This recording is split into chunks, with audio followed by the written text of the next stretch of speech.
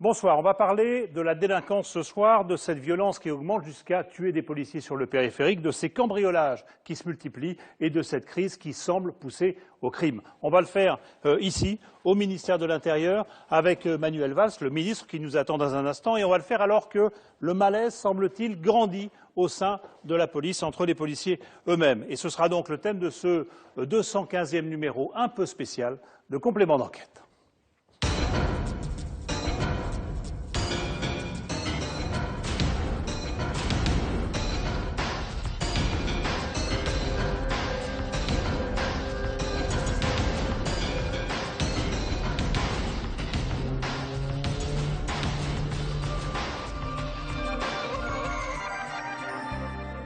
Monsieur le ministre, bonsoir. Merci de nous recevoir dans votre bureau ici, Place Beauvau, pour ce complément d'enquête un peu spécial. Alors, on va regarder ensemble différents reportages. On va regarder un reportage sur le quotidien du commissariat du 18e. C'est l'un de ces commissariats où vous avez installé une de vos zones de sécurité prioritaire. On essaiera de comprendre aussi pourquoi les cambriolages augmentent, notamment en province, dans les zones gendarmerie. Et puis, on s'intéressera à ces retraités, ces papis flingueurs ou ces papis dealers qui sont, semble-t-il, poussés dans la délinquance par nécessité. C'est comme ça qu'on dit. Mais d'abord, un mot, avant de voir le premier reportage, sur cette situation ici. Qu'est-ce qui vous a le plus frappé en arrivant dans ces fonctions-là? C'est quoi? C'est le rythme, c'est l'imprévu, c'est l'imprévisibilité des choses? C'est bien sûr le ministère de l'événement, des faits, du terrorisme qui a frappé la France et qui reste évidemment une menace très élevée.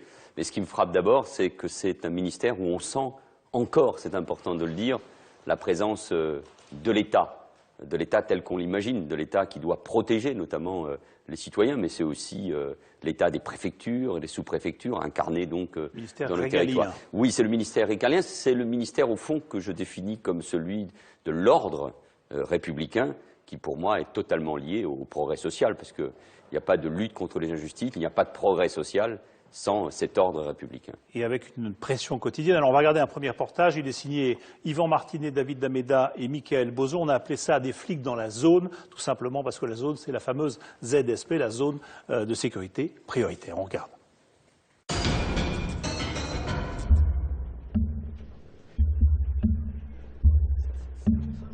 C'est une drôle de mission. Faire la chasse à la misère. Sophie est policière à Paris, capitaine dans le 18e arrondissement. Et ce matin, elle s'invite chez les pauvres. Depuis plusieurs mois sur ces trottoirs, un marché clandestin s'est improvisé. Avec leurs poussettes, ces deux femmes sont des vendeuses. Là, c'est du lait. Là, il y a quoi? Lait pour les enfants, c'est pour les enfants. Non, je te le laisse. Vous voyez, c'est ça. Voilà. Ça, c'est des choses qu'ils vont chercher, pour pas les nommer, il faut pas les nommer au resto du cœur. Et voilà, après, c'est ce qui est vendu ici. Alignés par dizaines, des hommes, des femmes, immobiles. Devant eux, un sac posé au sol. À l'intérieur, comme ici, des yaourts et des flancs au caramel. Combien de diamants, hein? Combien ça? 50 centimes. 50 centimes, 5 fois moins cher que dans le commerce. Du very hard discount. Chaque fois qu'elles arpentent ces trottoirs, Sophie et sa collègue Catherine supportent assez mal de voir ce grand déballage, au mépris parfois des règles sanitaires les plus élémentaires. Là, vous avez des petits pots pour enfants, des soupes. Ils les ouvrent une première fois, ils en donnent la moitié à leur enfant et ils remettent dedans une mixture à peu près similaire. Ils remélangent avec de la farine ou de l'eau ou autre. Allez, on y va. Les vendeuses ne sont pas poursuivies, mais la marchandise, elle, est aussitôt confisquée. Des saisies comme celle-ci, ces policiers en réalisent 1000 par mois. Bienvenue dans le 18e arrondissement de Paris. Durant une semaine, jour et nuit, nous nous sommes intéressés au travail ordinaire d'un commissariat de quartier populaire. Mais si, tu vas y aller. Tu vas y aller, là. Loin des séries policières, des patrouilles rythmées par les querelles de voisinage, plutôt que les courses-poursuites. Pourquoi vous l'avez fait monter dans votre voiture, monsieur? Pour vous faire manger le zizi un petit peu, quelque chose comme ça? Dans un pays en crise, comment les policiers font-ils face? Protéger et servir, ces agents trouvent-ils encore du sens à leur mission? Nous serons dans la vie de Marie, simple flic, dans le quotidien de Sophie, Christophe ou Cédric, policiers dans cette zone sensible. Commissariat du 18e, bienvenue au poste. Mercredi après-midi, sur les trottoirs de l'hôpital Lariboisière. À perte de vue, des chiffonniers cette fois. Chaussures, vêtements, ils vendent de tout à des prix dérisoires. Ça 4 euros, monsieur, regarde. 4 euros. Un peu d'argent à gagner ou toute la marchandise à perdre si Sophie le décide, au hasard des candidats. C'est fini, madame. Allez. C'est fini. Est-ce que là, il y a vraiment une nuisance, là? Moi, si j'habitais ici, ouais, ça me gênerait. Donc je me mets à la place des gens qui habitent ici, qui payent des taxes locaux, des impôts locaux, des taxes foncières, et qui, quand ils descendent dans la rue, voilà ce qu'ils ont dans chez eux, quoi. Je veux dire, c'est dégradant pour le quartier, c'est dégradant pour l'image d'un arrondissement, c'est dégradant pour la France, quoi. À 39 ans, Sophie a le grade de capitaine, après 15 ans de maison. Les raids contre les vendeurs à la sauvette, ce n'est pas ce qu'elle préfère. Mais ce poste est tournant et chaque jour, 5 policiers doivent s'acquitter de cette tâche. Sur le passage de Sophie, on remballe à la va-vite en se demandant où est le mal. Moi, je ne vois pas pourquoi des gens ils viennent ici de la police tout le temps pour faire merder des gens. Que je ne comprends pas pourquoi. Nous aussi, ça nous range aussi parce qu'on achète aussi moins cher. Je sais que c'est interdit, c'est pas bien, mais qui va nourrir mes enfants? J'ai 2 enfants, de 12 ans et 1 an. Ce vendeur kosovar va simplement s'éloigner de Sophie et reprendre son négoce un peu plus loin, comme si de rien n'était. Quelques saisies n'ont pas suffi à décourager la masse des chiffonniers. Dans ce face-à-face avec la police, ils savent qu'ils ont pour eux la force du nombre. On est dépassé par l'événement. Déjà numériquement, au niveau des fonctionnaires de police implantés ici, on a vraiment de la peine pour éradiquer ce mal. Et puis, il y a quand même 400 personnes ici et ouais, on est dépassé, quoi. On est aussi, nous, dans la crise. On est dans la crise, ouais. La crise de la crise. Nous, la police, on est en crise parce qu'on manque de moyens et puis finalement, on est contaminé par la crise des autres et voilà. Vous y allez, s'il vous plaît? Vous pouvez pas rester ici, madame. Allez. Des policiers démunis face aux plus démunis. Le ministre de l'Intérieur vient pourtant de classer ce secteur en ZSP. Comprenez, zone de sécurité prioritaire. Une nouvelle mesure qui concerne une 60aine de quartiers en France. Plus de policiers y sont affectés, CRS, BAC, en attendant les nouvelles recrues, de jeunes gardiens de la paix. Des agents comme Marie, 26 ans. Voilà 5 ans qu'elle travaille au commissariat du 18e. C'est dans le métro! Cet après-midi, avec 2 collègues, elle assure la permanence police-secours. Il y a un collègue en service qui a interpellé un voleur au métro Max Dormois. Donc forcément, il est seul et il a besoin de l'équipage pour le soutenir. Ouais, c'est bon, il y a du monde. Une bande d'adolescentes vient de voler avec violence un téléphone portable avant de se faire cueillir dans ce bureau de poste. Les renforts sont déjà sur place. Non, monsieur, non. Pour l'instant, c'est fermé. Allez, vous écartez un petit peu, ça sert à rien de rester autour, là. Vous voulez une gonzesse, les gars? Oui. Reste avec moi, là. Arrête de faire la nerveuse. Tu faisais la tranquilla devant tout le monde. 2 adolescentes interpellées. Marie est chargée de ramener l'une d'elles au commissariat. Go. Cette interpellation, une opération banale pour Marie. Les vols de portable représentent ici 4 plaintes sur 10. Mais ces affaires sont rarement élucidées. C'est encore le cas cette fois-ci. L'auteur principal, une autre ado, est parvenue à s'enfuir avec le téléphone après avoir roué de coups sa victime. Tu les connais, les filles, là? Tu les connais, les filles? Lui avait la fille qui avait son iPhone, il l'a arraché. Et puis moi, je sais que j'ai pas arraché. Tu les connaissais pas, toi, les filles qui étaient... Si, je les connais. Ah, tu connais leur nom? Mais bah, je vais pas dire leur prénom. ouais, mais c'est ça qui va être emmerdé, là. Hein. C'est ça, le truc. La jeune complice présumée, Marie la laisse à ses collègues. Attends, 2 secondes. Son boulot, c'est de repartir sur le terrain. Non, de l'autre côté, viens.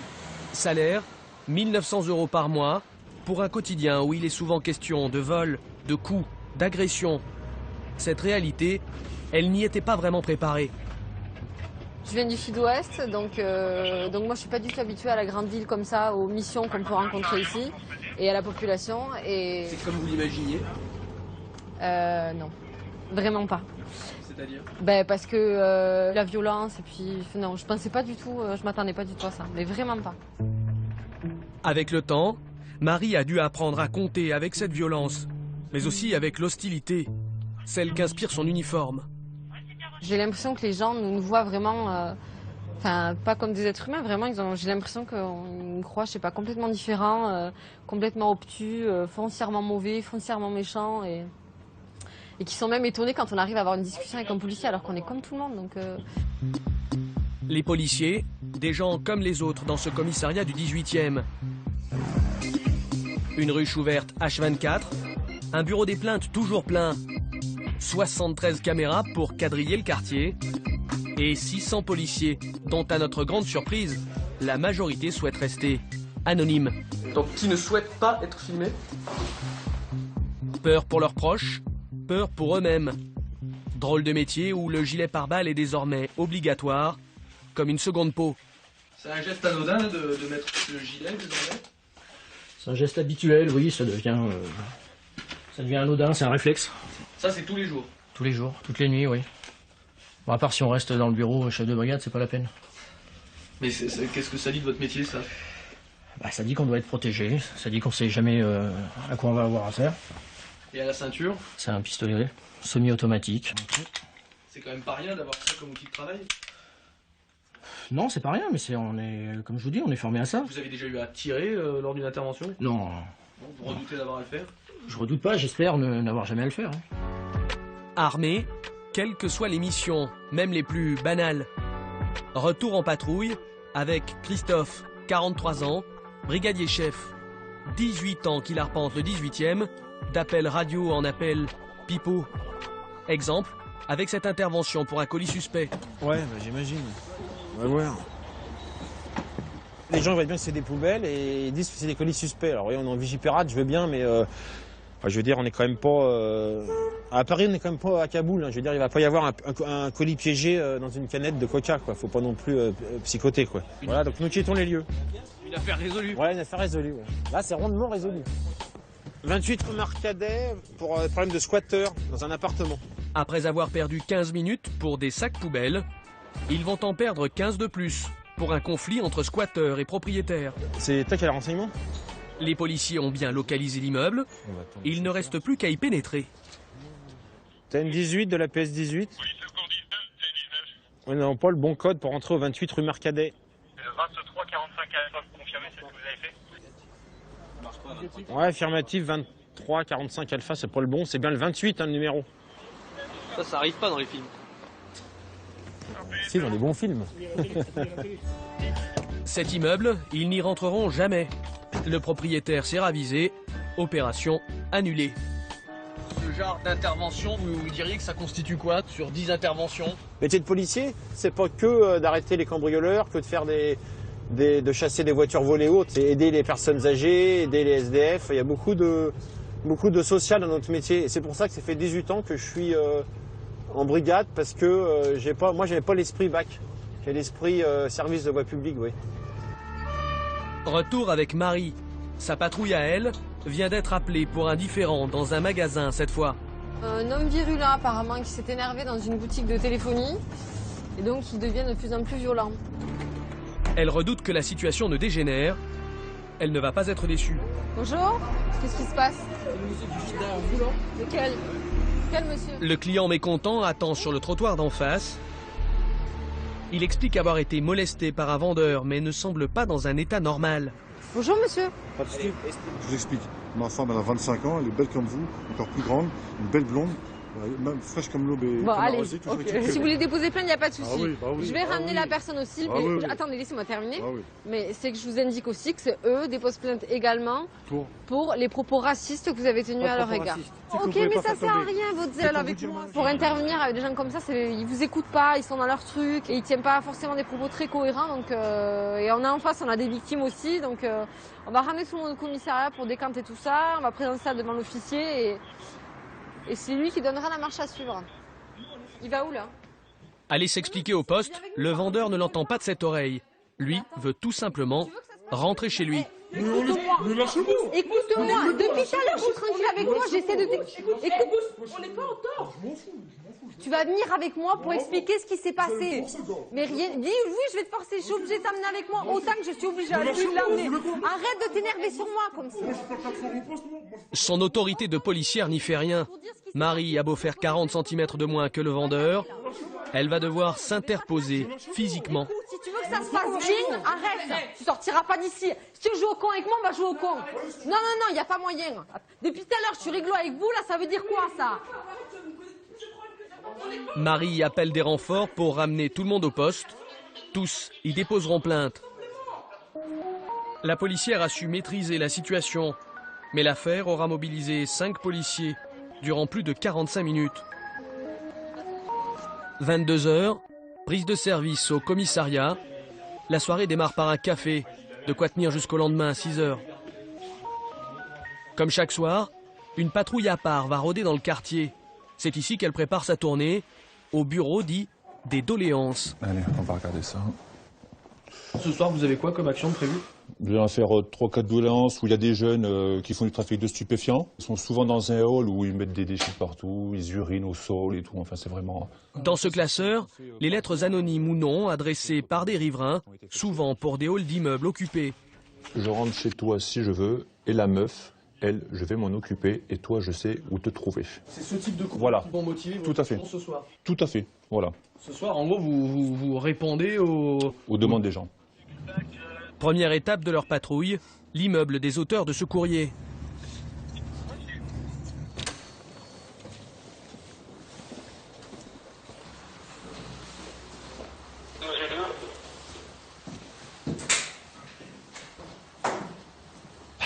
Ils ont entendu des voix, ils sont partis voir celle des gens. Et effectivement, au 5e étage, ses collègues retrouvent 2 individus. Allez, jeune homme, venez là, sortez les mains des poches. Mets-toi là. Allez, les mains des poches. Ils ne vivent pas là, voilà. Mais sont des habitués de cette cage d'escalier. T'as des trucs sur toi? Sur ce que t'as dans les poches là. Allez, les mains des poches. Bon, je vous avais dit, je voulais plus vous voir ici, les gars. C'est pas la première fois qu'on se croise en plus. Que si je viens ici, c'est parce que les gens se plaignent. Le bordel. Sur le même palier, l'un des agents vient de retrouver une barrette de résine de cannabis abandonnée. Ça, je pense que ça personne. Hein? Comme d'habitude, de toute façon. Si la prochaine fois, ça, je dis que c'est vous. N'importe un des deux, je prends au pif. Et j'emmène en garde à vous, d'accord? Vous revenez plus, hein, ok? À quelques rues d'ici, Cédric, lui, consacre sa nuit à la lutte contre le racolage. Dans le 18e, les adresses sont toujours les mêmes. On aura une grappe sur le terre-plein central, au feu auquel on arrive. Parce qu'il y a des aérations de métro qui leur donnent de l'air chaud, qui permet de garder le magasin à bonne température. Pardon. Bonjour mesdames. Blagués à défaut d'interpeller, ils ne peuvent de toute façon intervenir que sur flagrant délit, quand ces filles montent à bord des véhicules. Ce qui n'empêche pas les contrôles d'identité entre deux passes. Bonsoir, c'est la police. Il y a eu un problème avec le monsieur? Oui, c'est un problème. Notre objectif, c'est d'interpeller une ou deux prostituées en flagrant délit de racolage. C'est l'objectif chiffré que vous avez? Chiffré? Non, il n'y a pas de chiffre. C'est l'activité qu'on doit avoir. On a un véhicule équipé pour ça, on est en civil pour ça. Ça vous fait rire quand je vous parle de chiffres? Oui, mais oui, c'est un grand tabou. Il n'y a pas de chiffre dans la police. Hein, c'est bien connu. Et si vous pouviez arrêter une ou deux prostituées ce soir, ce serait bien. Ça serait pas mal. Ça serait bien vu. Bah, disons que ça montrerait une certaine activité. La politique du chiffre, c'est ce que Manuel Valls dit vouloir supprimer. Mais dans ces nouvelles zones de sécurité prioritaires, pour juger de sa réussite, il lui faudra bien attester de quelques chiffres.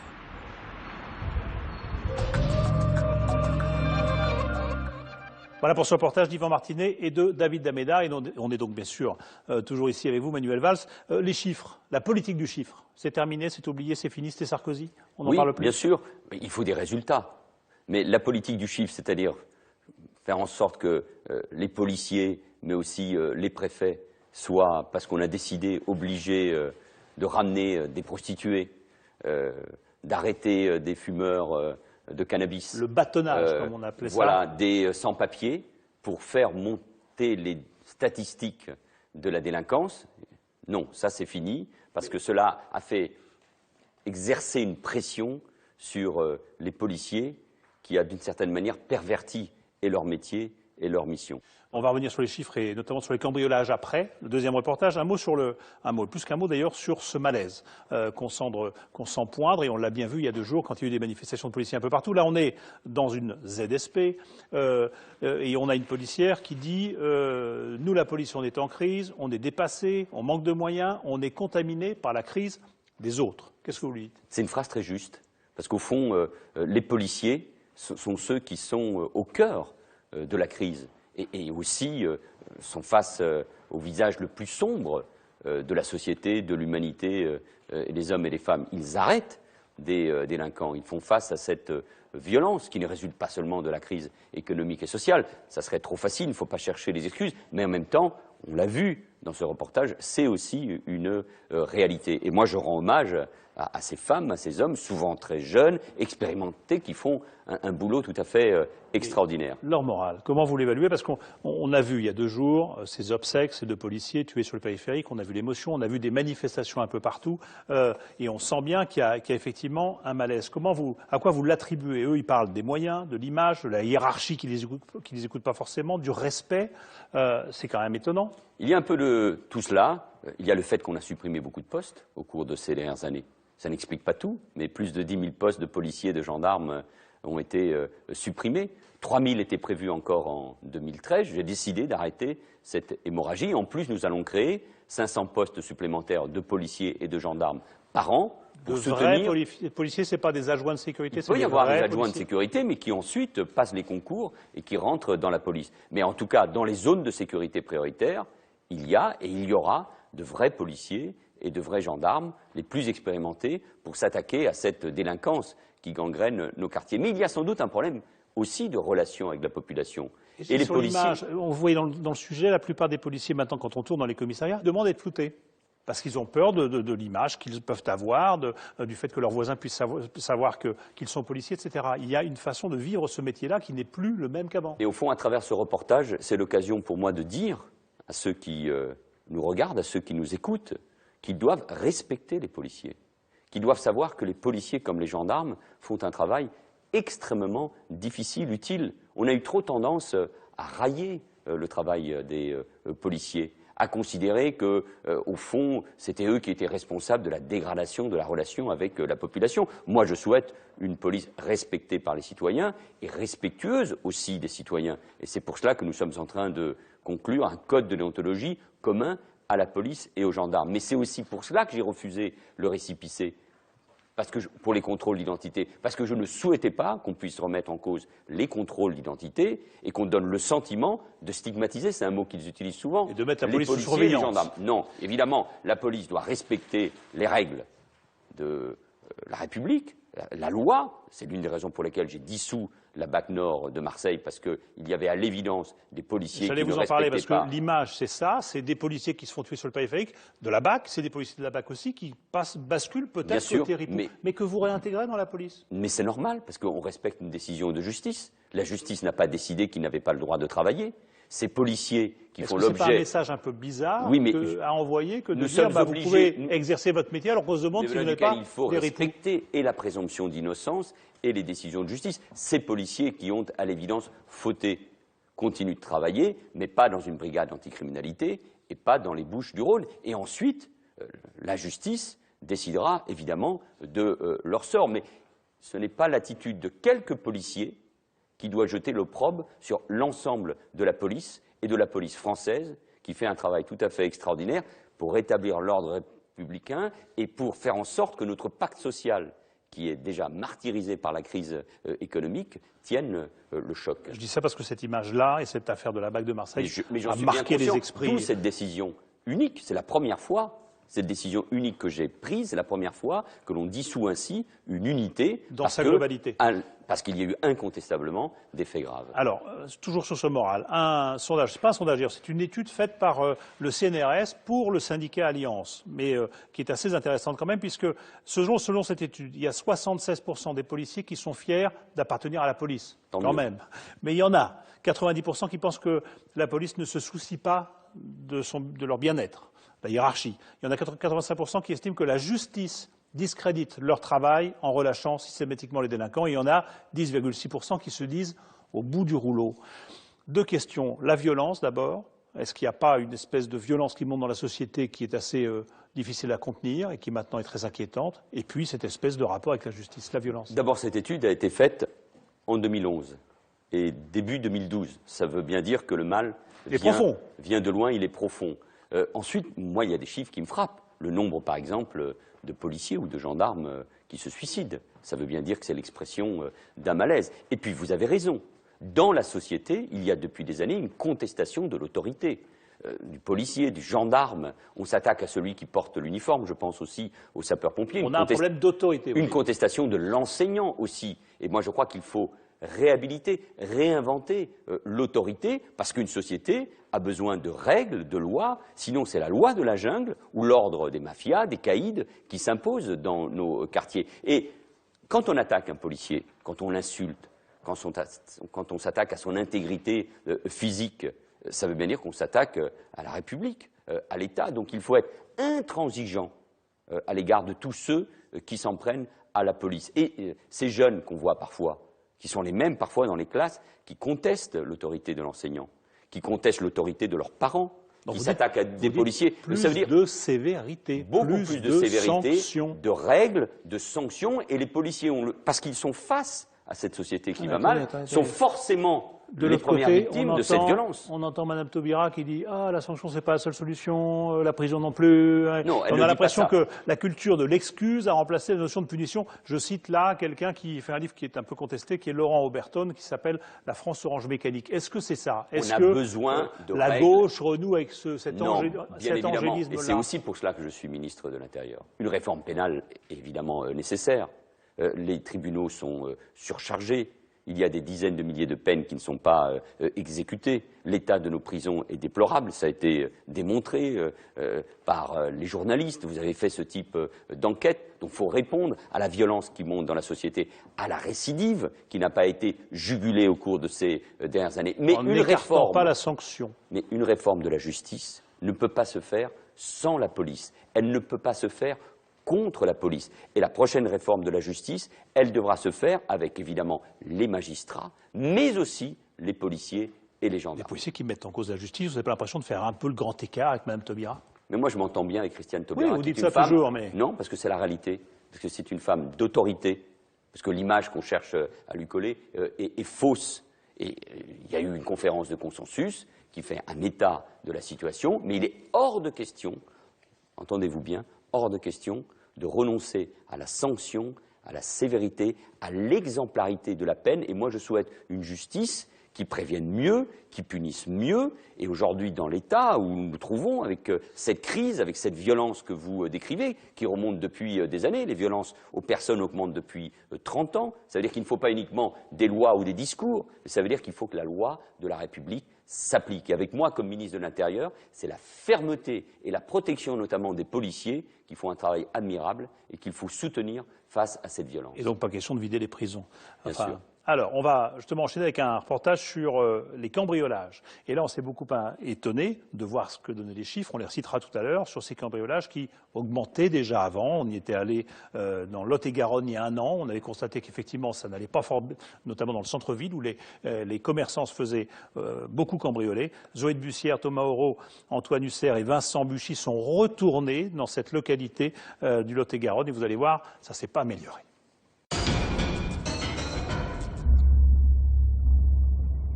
Avec ses faux airs de rapetou, Damien Dalbo ne prépare pas un mauvais coup. Il est gendarme. Il n'en finit pas de sillonner le Lot-et-Garonne au rythme des derniers cambriolages. Vous voyez, cette maison, par exemple, a été cambriolée.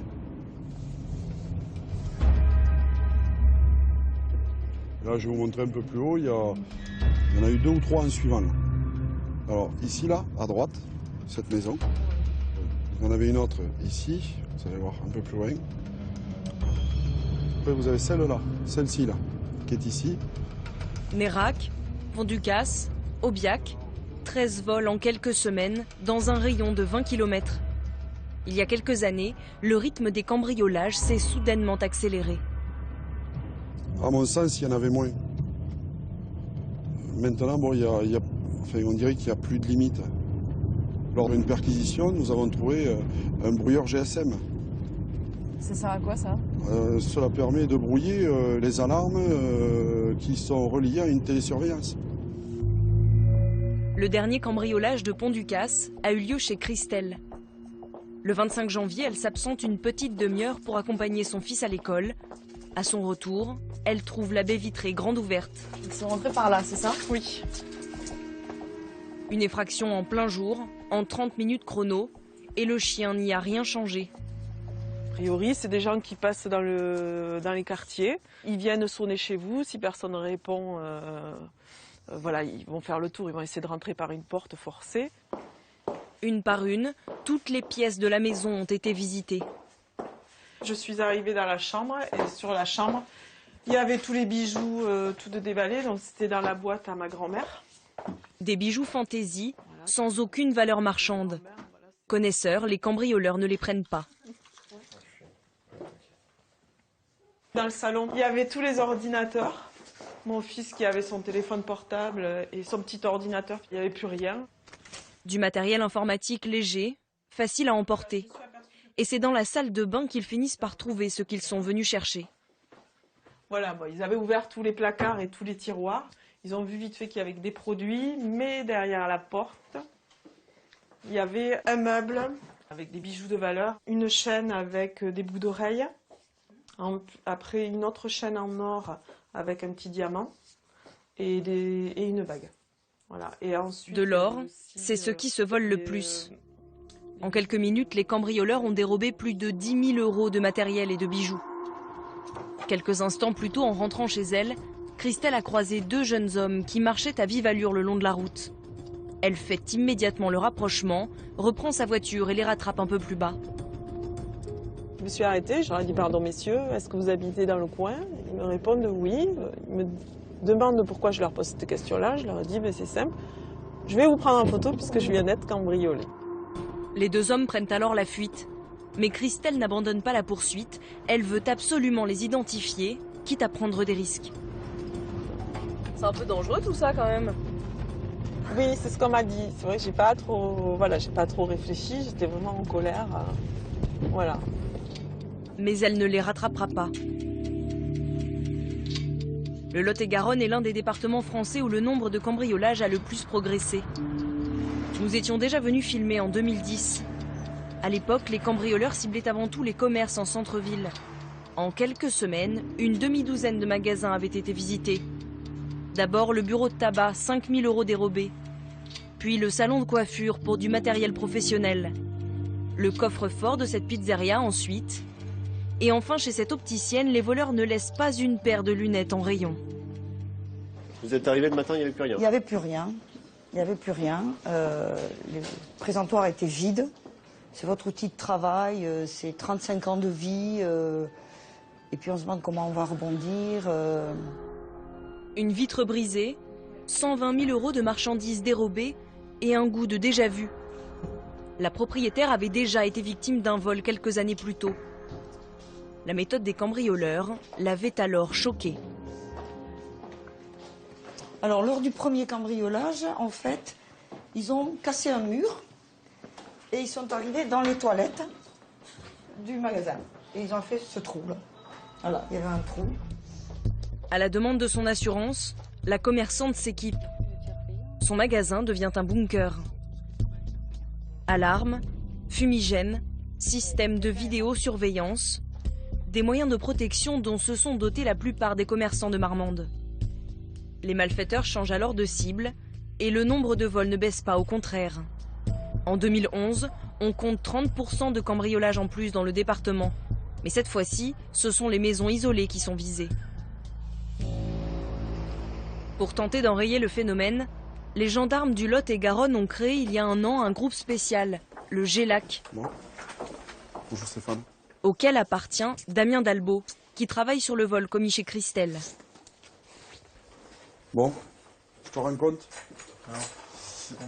Alors on est allé contrôler cette officine, suite au cambriolage. Il y a quelques années, l'enquête ne serait pas allée bien loin, faute de moyens. Voilà.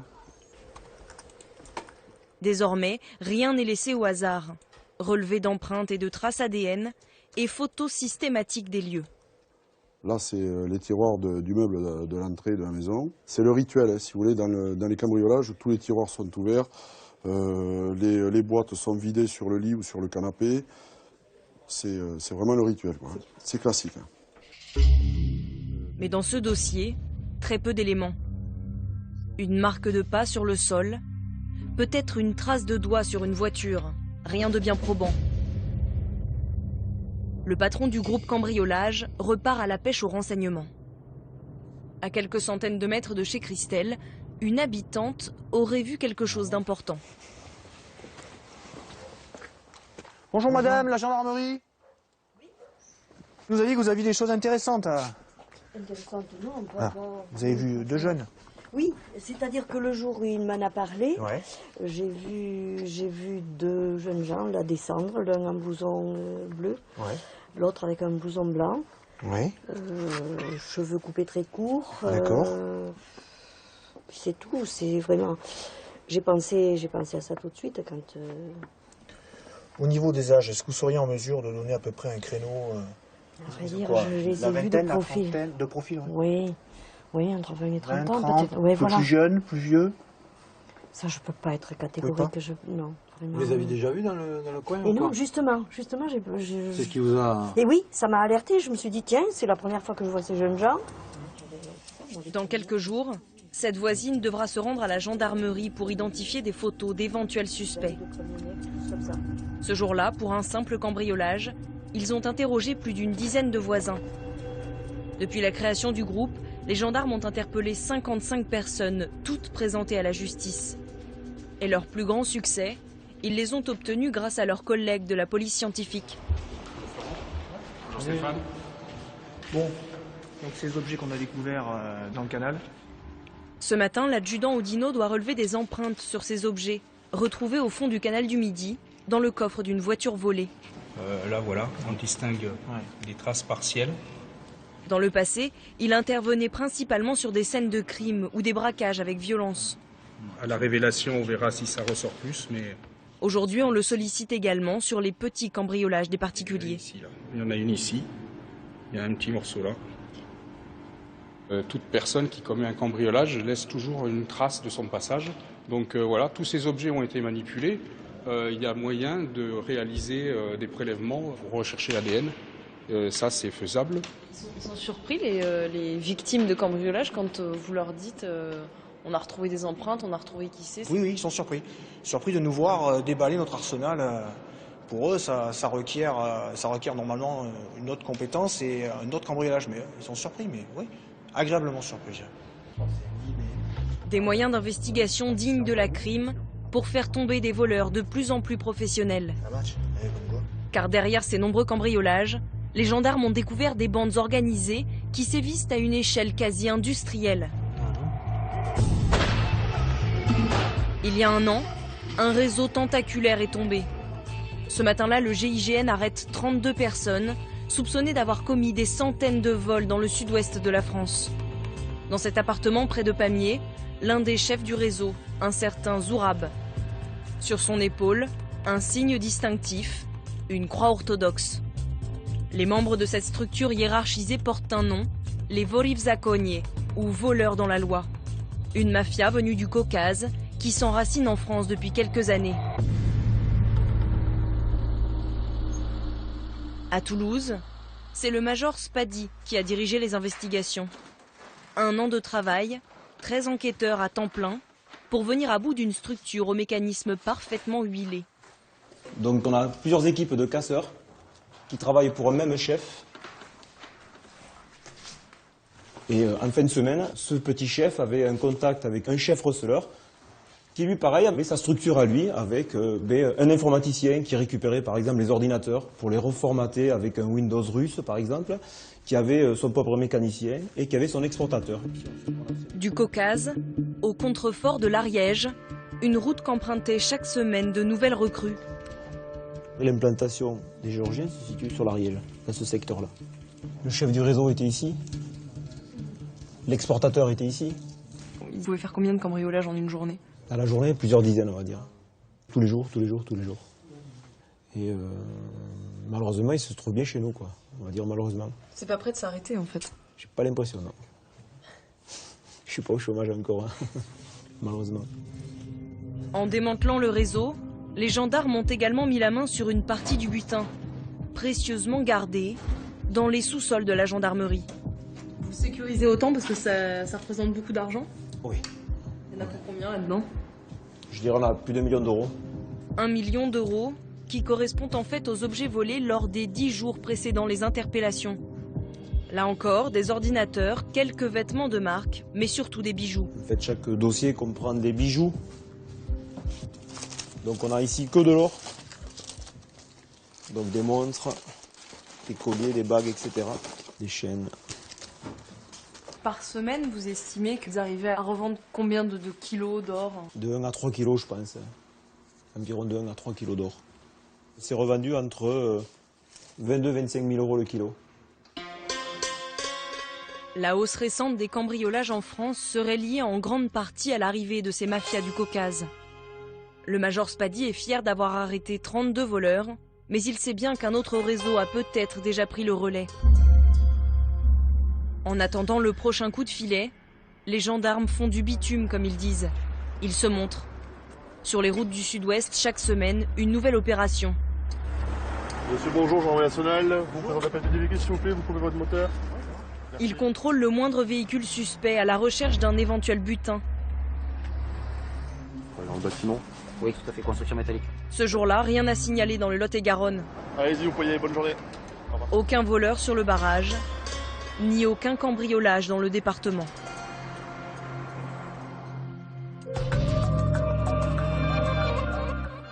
Et voilà pour ce reportage de Zoé de Bussière et de Antoine Husser. Et nous sommes bien sûr toujours ici au ministère de l'Intérieur avec vous, Manuel Valls. Je vais reciter, si vous voulez bien, 2-3 chiffres sur les cambriolages, même si on sait toutes les polémiques qui entourent à chaque fois la publication des chiffres. Chiffres de l'Observatoire national de la délinquance entre 2011 et 2012. Il faut savoir, il y a un chiffre qui frappe, c'est qu'il y a un cambriolage toutes les 90 secondes en France, que ces cambriolages augmentent. C'était plus 4,7% en zone police, comme on dit, et plus 14,7% en zone gendarmerie. Et en ce qui concerne maintenant les chiffres de la préfecture de police, citée par le Figaro l'autre jour, et là de mois à mois, entre janvier 2012 et janvier 2013, en comparant ces 2 mois, eh bien les chiffres sont terribles. À Paris, les cambriolages augmentent de 58,9% et de 41,7% en banlieue. Alors vous allez me dire, les chiffres ont changé, le thermomètre, on va le changer, etc. Mais quand même, ça explose les cambriolages? Ça fait 4 ans que les cambriolages explosent un peu partout. Ne prenez pas toujours les chiffres du journal Le Figaro, puisque les chiffres l'année dernière ont été arrêtés. L'Observatoire national. Ont été arrêtés, non, les chiffres du Figaro ont été arrêtés le 26 janvier. Mais moi, je ne veux pas polémiquer avec les chiffres. Il y a un observatoire indépendant et il faut regarder la réalité en face. La violence, elle est là. Et les cambriolages explosent depuis 4 ans, notamment en zone gendarmerie, c'est-à-dire dans les territoires ruraux et périurbains. Parce que là aussi, la société a changé. Vous avez eu, au fond, une évolution de la délinquance qui était souvent en centre-ville, qui est allée en banlieue, et de la banlieue vers la campagne. C'est la société ou sont aussi ces fameux voleurs de la loi des bandes qui viendraient de l'ex-URSS? C'est à la fois la société, et parce que ces bandes s'attaquent là où il y a plus de facilité, souvent en ville. On protège davantage les maisons, les appartements. Il y a aussi des cambriolages en ville, je ne le nie pas, bien évidemment. Mais, vous savez, dans des départements, je pense à ce que me disait un gendarme dans le département de la Creuse, les habitants avaient l'habitude de partir le matin en laissant la clé sur la porte. Fini ça. Tout ça est en train de changer. Et il y a des bandes, parce que là aussi, il faut dire les choses clairement, des bandes qui viennent de Tchétchénie, de Géorgie, de l'ex-URSS. Oui, ils viennnent maintenant parce que nos frontières sont plus perméables. Parce que nos frontières sont plus perméables, parce qu'on a laissé passer aussi ces réseaux. Donc il faut s'y attaquer à la fois en France et par une coopération européenne et internationale sur laquelle je m'engage très bien. Et il y a des gens comme Bruno Béchiza, qui est le secrétaire national de l'UMP chargé de la sécurité, élu de Seine-Saint-Denis, qui dit ça, c'est cambriolage, et notamment en ville, c'est aussi une délinquance qui vient de ces bandes, enfin pas ces bandes, ces camps de Rome, qui sont, dit-il, les camps de la honte, qui sont de plus en plus présents autour de nos villes. Alors il y a une délinquance qui est effectivement à ces campements. Et là aussi, c'est une réalité. Et la coopération que nous avons avec la police roumaine sur Paris nous permet d'arrêter, d'attaquer ces bandes, l'exploitation là aussi de la misère, la mendicité des enfants, la prostitution. Donc il ne faut pas être naïf. Et c'est aussi pour cela qu'il faut démanteler. On les laisse rester là et on les renvoie plus? Je reste très ferme sur l'idée qu'il faut démanteler ces campements et que les Roms doivent être renvoyés, doivent revenir en Roumanie. Vous dites la société change, elle évolue, elle se durcit, elle se crispe avec la crise? Oui. Elle est plus dure. La société française est plus dure de ce que l'on croit parfois. D'abord parce qu'il y a cette contestation de l'autorité que nous évoquions il y a un instant. Mais il y a aussi le trafic de drogue, les millions d'euros qu'il charrie, le trafic de cannabis qui a pris en otage au fond des quartiers, des familles, une partie de notre jeunesse. Et il faut s'attaquer là aussi à ce trafic de drogue. Pas en disant qu'il faut dépénaliser le cannabis. Le président de la République, le Premier ministre, comme moi-même, y sommes totalement opposés. Mais il faut s'attaquer à ce trafic de drogue qui non seulement détruit une partie de notre jeunesse, mais qui aussi organise une économie souterraine et un autre ordre qui est celui de la République. C'est là où la gauche a changé. Et je l'incarne au fond, ce changement, c'est qu'elle regarde la réalité en face et qu'elle s'attaque avec la volonté à la fois de la répression, de la punition, qui sont plus que jamais indispensables dans une société, parce que c'est la condition du progrès social. Plus question d'angélisme, mais plus question de parler d'un sentiment d'insécurité. S'il y a de l'insécurité, il y a une réalité, traiter. Il faut sortir du débat d'une droite qui serait autoritaire et d'une gauche qui serait angélique, on n'en est plus là. Troisième sujet, on va parler justement de ces papy dealers ou flingueurs. Alors bon, ça fait un peu sourire et on a, je dirais pas une tendresse, mais une sorte d'amusement à aller regarder quelquefois ces gens-là qui font quand même du deal ou du vol. Ils ont fait de la prison pour ça, on les avait vus il y a un an, on est retourné les voir, ils reconnaissent pour la plupart que ce qu'ils font est grave aussi. La crise sociale ne peut rien excuser. Il manquerait plus, ça serait une insulte faite aux chômeurs, à ceux qui vivent dans la précarité, de considérer qu'ils pourraient être demain des futurs délinquants. La priorité de ce gouvernement, c'est la lutte contre le chômage et la précarité. La pauvreté n'est pas une excuse. La pauvreté n'est pas une excuse et la dignité de ceux qui sont dans cette situation est le meilleur exemple face à ce type de comportement heureusement minoritaire. Merci Emmanuel Valls. Le reportage est signé Nathalie Sapena, Yvan Martinet, Jean-François Monnier et Vincent Gobert.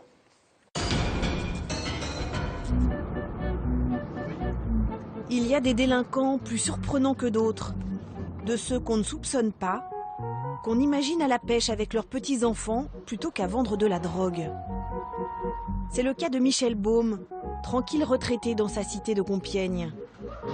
Quand il nous avait reçus il y a un an, la justice venait de le condamner à 18 mois de prison ferme. Il attendait l'exécution de sa peine.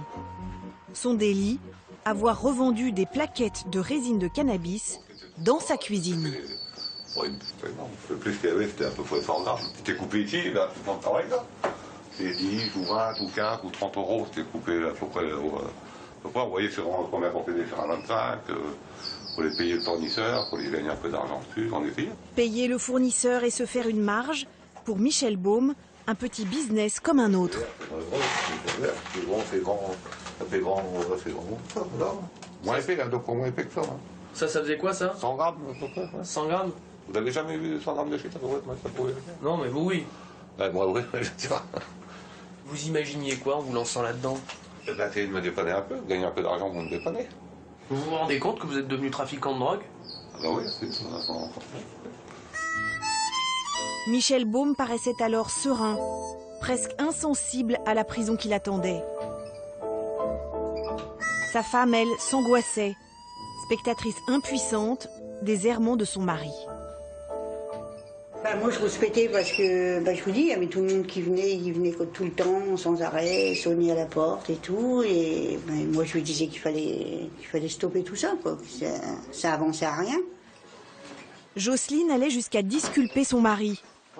Les comptes du ménage, des dettes, une très petite retraite, tout cela expliquait à ses yeux son trafic.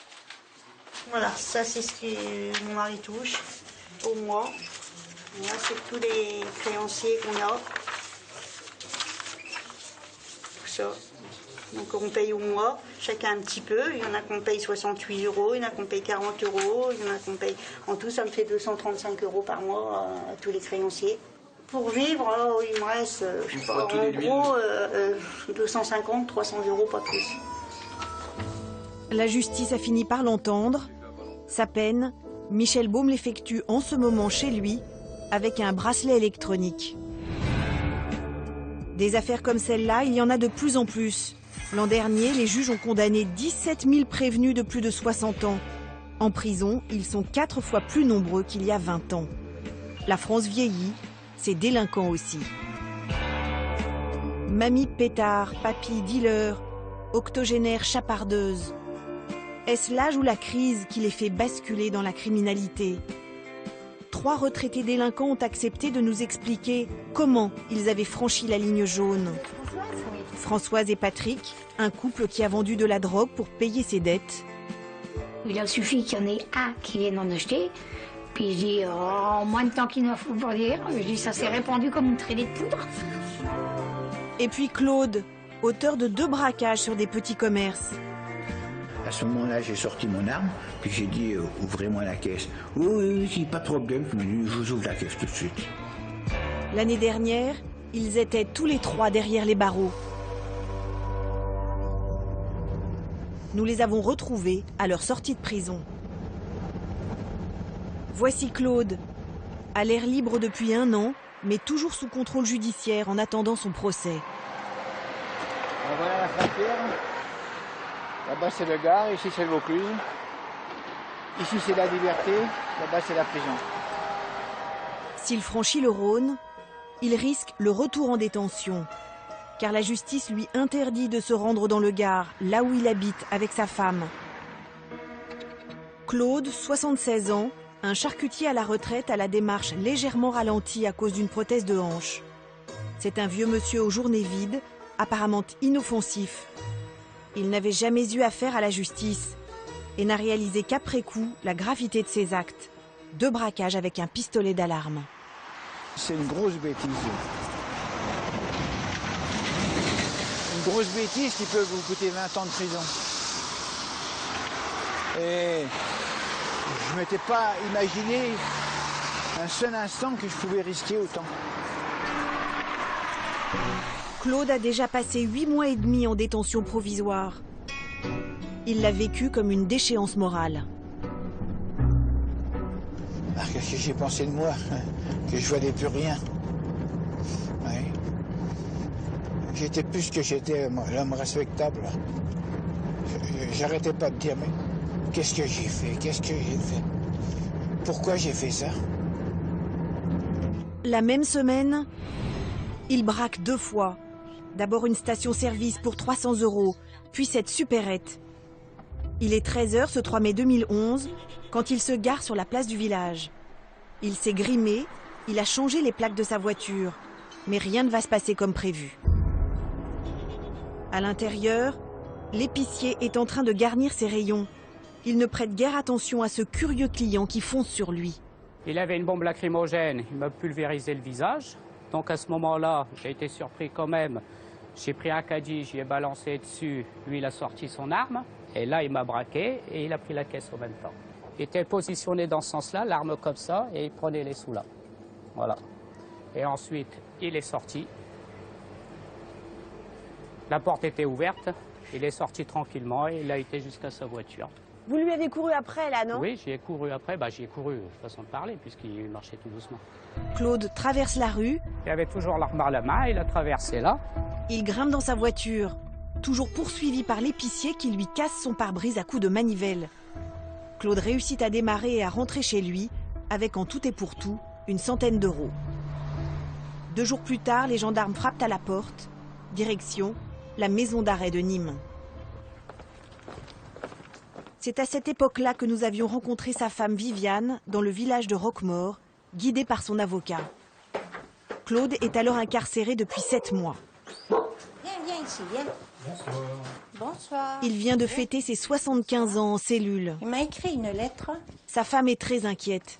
Alors là, je comprends rien de ce qu'il m'a écrit. Et vous allez voir, il a changé son écriture. Claude n'a jamais connu la prison et visiblement, il n'arrive pas à s'adapter. La lettre est pleine de fautes d'orthographe. Les propos sont incohérents. Il semble perdu. Le stress de son incarcération peut-être, l'effet des médicaments surtout. À 75 ans, Claude a les problèmes de santé de son âge. Dépression, diabète, cholestérol, et puis un cancer de la prostate qu'il va falloir opérer pendant la détention. 20 kilos, il a perdu. Combien? 20. Il ne fait que 75 maintenant. Moi, j'ai dit, tu vas pouvoir tenir. J'ai toujours peur qu'il y ait une... Comme sonne à la porte en me disant que c'est fini pour lui. Mais Claude a tenu. 2 mois après cette interview, il est sorti de prison. Aujourd'hui, il s'est remplumé et il a réfléchi à cet enchaînement funeste qui l'a conduit là où il est. Selon lui, ce sont les dettes accumulées qui sont devenues insurmontables.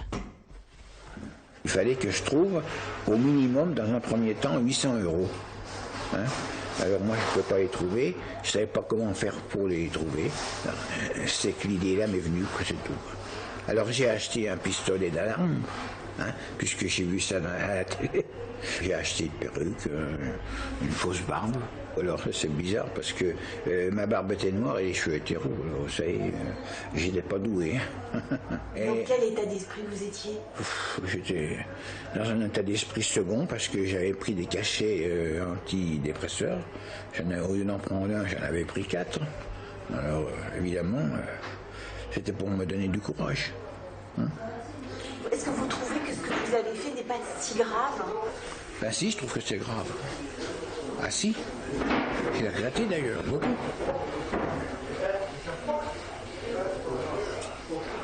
C'était fait, c'était fait. J'avais fait ça sur un coup de tête.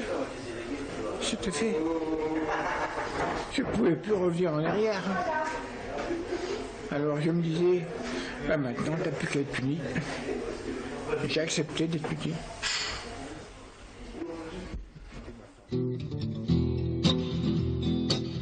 Même avenir maussade, mêmes angoisses financières, même dérive dans la délinquance à l'âge de la retraite.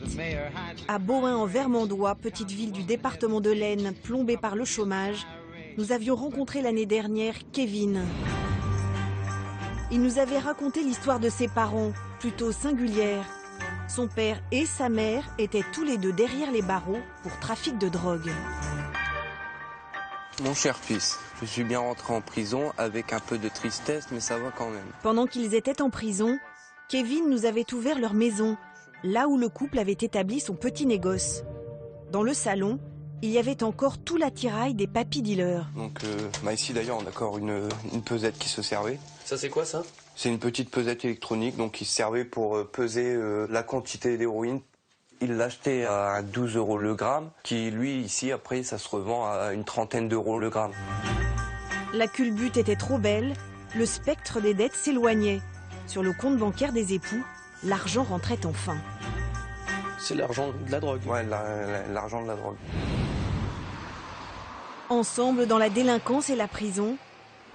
Ensemble aujourd'hui dans les rues de Bohain en Vermandois. Les parents de Kevin ont été libérés il y a peu, après plus d'1 an de détention.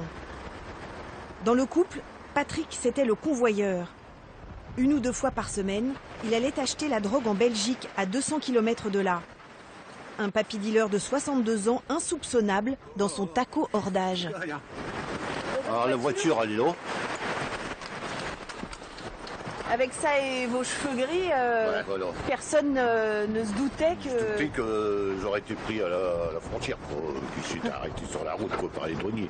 Et puis ça se fait souvent, ça. Qu'est-ce qui se fait beaucoup? Bah ça, hein. C'est des petits vieux qui vont aller chercher le machin. Ah bon? Bah oui. Prévoyant, Patrick planquait sa marchandise et son argent à 50 mètres de la maison. C'est le garage. Dans ce garage spécialement loué pour l'occasion. Vous aviez combien de clients par jour à peu près? Oh, à peu près une vingtaine. Une vingtaine par jour? Si c'est pas plus. Si je les comptais plus, hein. Tous les 5 minutes, ça frappait à la porte. Allez, viens Tico. La tête pensante de l'entreprise, c'est Françoise. Quand les revenus du couple s'effondrent, fin des assédiques pour elle, plus de pré-retraite pour lui, il se retrouve avec 600 € par mois pour vivre. La misère. Françoise découvre que la drogue est un marché porteur dans cette commune de 6000 habitants. Donc vous avez vendu quoi? Des héros, directement, ouais, parce qu'on nous avait conseillé de rien vendre d'autre que sur moi, c'est ça qui marche le plus.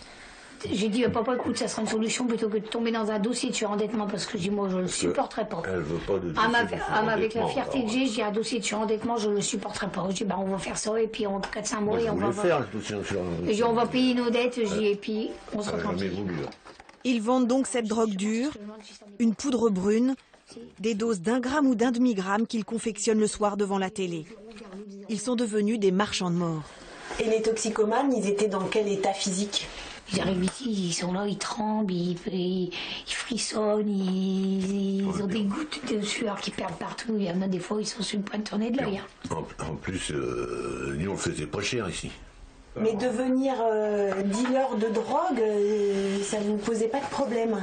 Bah... Au début, si, mais après, c'était la seule solution qu'on a vue. Ils finissent par être dénoncés et condamnés à 2 ans de prison. Françoise a eu droit au bracelet électronique. Patrick a purgé sa peine. Pas facile pour un papy de se retrouver en prison. On l'a vite pris pour un délinquant sexuel, jusqu'à cet article dans la presse locale qui a tout changé. C'est pour ça que j'ai donné ça à la prison, là. Bon, après, j'étais tranquille. Vous le voyez pour la première fois. Est-ce que vous pouvez vous imaginer que c'est un vendeur de drogue? Non. Donc en prison, ils ne voulaient pas le croire quand il disait. Et après, bon, bah, j'étais rond, là, bon, la prison, après, j'étais papy dealer, tout le monde qui m'appelait. Puis l'ancien, puis j'étais respecté. En 6 mois de business, ils auront revendu 750 grammes d'héroïne pour un bénéfice net de 15 000 €. Mais entre les intermédiaires, les crédits aux toxicos, l'argent donné aux enfants, le couple est toujours dans la même impasse financière. Pour Claude, le papy braqueur, l'issue est encore incertaine. La date de son procès n'est pas encore fixée. En attendant, il vit dans la crainte. L'avocat n'arrête pas de me le dire. N'oubliez pas que vous pouvez encore retourner en prison. Et c'est ça qui me rumine. Enfin, voilà. Est-ce que ça serait dur à supporter? Ah oui, ça je crois que je ferai la fin de mois. Ça, c'est plus que sûr.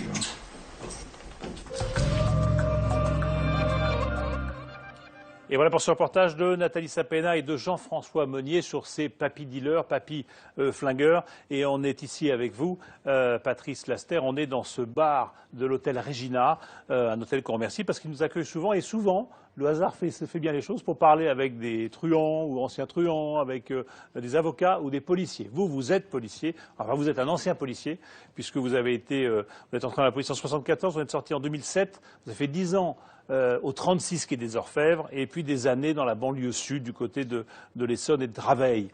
Alors, vous avez écrit ce livre qui s'appelle « Un flic passe aux aveux » chez Lattès, où vous racontez un peu votre vie.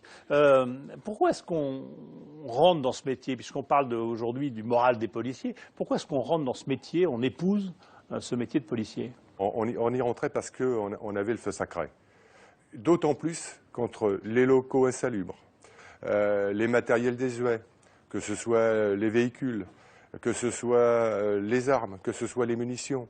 Il fallait avoir envie. D'ailleurs, même les Américains disaient souvent « Vous êtes les meilleurs flics du monde parce qu'avec rien, vous arrivez quand même à faire des enquêtes et à les sortir. » Bon, et ça a été une surprise, l'une de vos premières surprises en arrivant. C'était ce matériel qui n'était pas à la hauteur de vos attentes, si je puis dire. Et vous dites, bon, on avait aussi peut-être une autre image parce qu'on était au secours du citoyen. Et on a un peu l'impression, c'est ce qu'on disait aussi au début de l'émission et qu'on voyait dans un reportage dans le 18e arrondissement, que peut-être le regard que les citoyens ont sur leur police a changé aujourd'hui.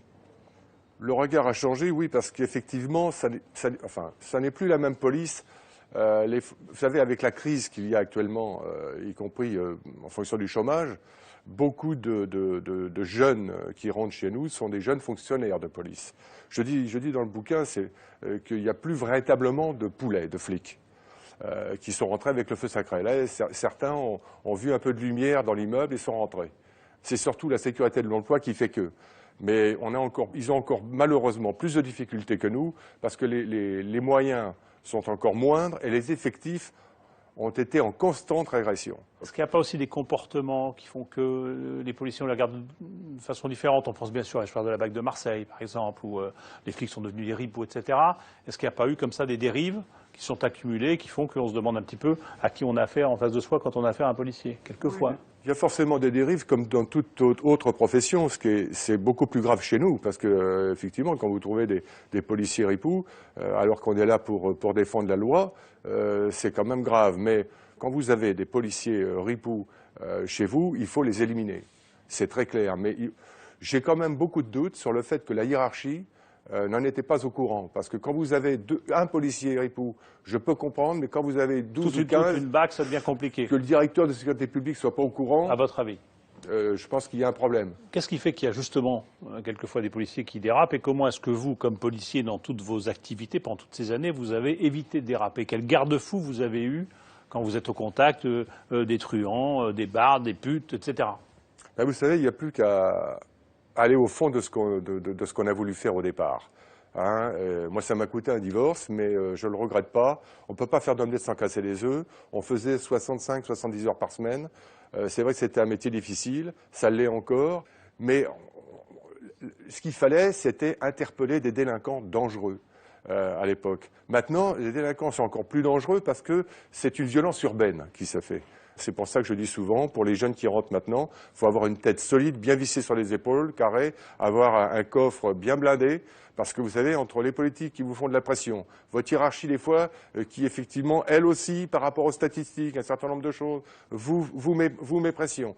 Une certaine population qui ne comprend pas votre métier, et parfois même la famille qui ne comprend pas exactement le métier que vous faites, c'est pas évident, c'est pas simple, et c'est la raison pour laquelle certains de nos jeunes collègues parfois se suicident. En tout cas, ce n'est pas un métier que vous regrettez. Pas du tout. Pas du tout. Merci beaucoup. Merci Patrice Laster d'être venu conclure cette émission avec nous sur cette délinquance et sur ce métier de policier qui n'est pas un métier facile mais qui est un beau métier. Merci à vous. À vous entendre. Alors, je vous remercie l'Hôtel Regina encore une fois qui nous a accueillis. Ce n'est pas la première fois, on le remercie bien sûr. Merci à ceux qui m'ont aidé à préparer l'émission, que ce soit Michel Fine, Thomas Auro, Joël Bruandé à la rédaction en chef, Lorraine Servant à la préparation des plateaux, Philippe Lallemand à leur réalisation. Je vous rappelle que vous pouvez nous rejoindre sur les réseaux sociaux, que la semaine prochaine, on va revenir sur ce scandale alimentaire qui n'en finit pas de rebondir. C'est bien sûr cette histoire de cheval à la place du bœuf, de ces barquettes dont on ne sait pas trop ce qu'il y a dedans. Et on s'intéressera notamment à ces fameux traders. Voilà, mais la soirée n'est pas finie. Je vous laisse avec Aïda Touéry et Grand Public. Dès maintenant, pour plus d'infos sur les reportages et réagir sur notre forum, rendez-vous sur france2.fr.